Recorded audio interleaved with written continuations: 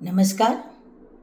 आई बिघडली आणि मुलं बिघडली हा माझ्या पहिल्या एपिसोडला आपण एवढा सुंदर आणि भव्यदिव्य प्रतिसाद दिला आहे आणि त्याचमुळे आता मी माझा दुसरा एपिसोड करत आहे की आईने काय करायला पाहिजे.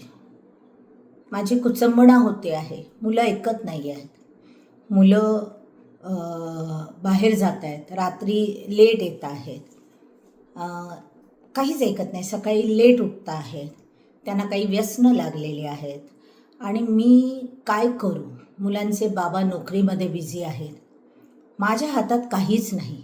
मी आधीच अबला होती आणि आता ही मुलं माझं ऐकत नाही आहेत, तर मी काय करू.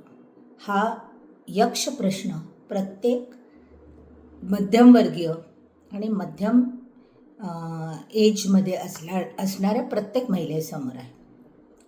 तिची कुचंबणा होते, पण ती थोडीशी धीट झाली आणि तिने थोडेसे डिसिजन घ्यायला लागली तर ती आपल्या मुलाचं खराब होणारं भवितव्य कसं चांगलं करू शकते ह्याची मी काही गोष्टी आपल्याशी बोलणार आहे. वडील हे नेहमीच पैशाच्या दृष्टीने पैसा कमवणं, घराकडे लक्ष देणं ह्याच्यामध्ये वडील बिझी असतात. अशा वेळेला सगळी मुलांची जबाबदारी म्हणजे मुलगा मुलगी जे कोणी आहेत त्यांची जबाबदारी ही नेहमी आईवर असते. आई अशिक्षित असेल तर अजून त्रास होतो. मुलं तिला म्हणतात की तुला काय कळतं आहे, मी ग्रॅज्युएट झालो आहे, मलाच सगळं कळतं. किंवा आई सुशिक्षित असेल, अगदी बँकेत नोकरी करणारी असेल, LICमध्ये नोकरी करणार असेल, BMCमध्ये, गव्हर्नमेंटच्या याच्यामध्ये, तरी ते सांगतात की आई IT काय चाललं आहे तुला नाही कळत आहे, आमचे काय त्रास आहेत ते आम्हाला माहिती आहे, तू मध्ये मध्ये येऊ नकोस. इतकंही स्पष्ट ती मुलं बोलतात.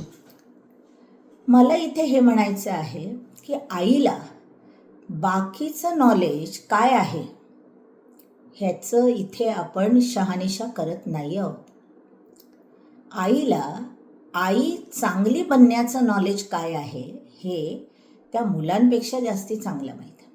आणि जगात अशी कुठचीही व्यक्ती नाही की जी आईपेक्षा जास्त चांगलं त्या मुलांना ओळखते.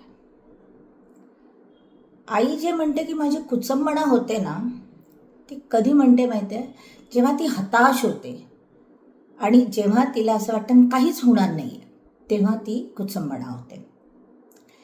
परंतु आईने जर एकच गोष्ट लक्षात ठेवलं की दुनिया काय म्हणेल, लोक काय म्हणेल ह्याचा विचार जर आईने केला नाही आणि जर जसं मागच्या एपिसोडमध्ये मी म्हटलं, मुलांनी चोरी केली तर पहिल्याच दिवशी जर त्याला फटके दिले असते तर तो मुलगा सुधारला असता.